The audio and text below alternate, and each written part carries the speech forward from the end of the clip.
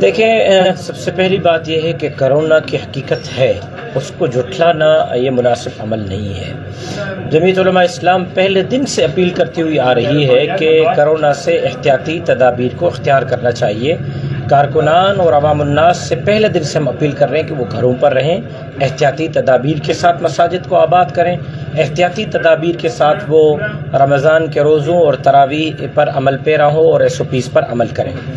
جہاں تک سندھ حکومت کی ایک پالیسی ہے، وہ پہلے دن سے سندھ حکومت کی پالیسی رہی ہے کہ انہوں نے کرونا کو بہانہ بنایا ہے، مذہب کو نشانہ بنایا ہے، لیکن ان کے تمام ہتھ کنڈے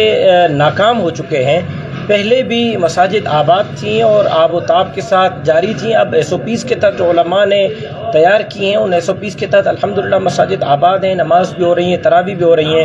مذہب کے خلاف سازشیں یہ نئی نہیں، بہت پرانی ہیں، اور ہر وقت جمعیت علماء اسلام نے ان سازشوں کا مقابلہ کیا ہے، اب بھی کر رہی ہے اور آئندہ بھی کرے گی۔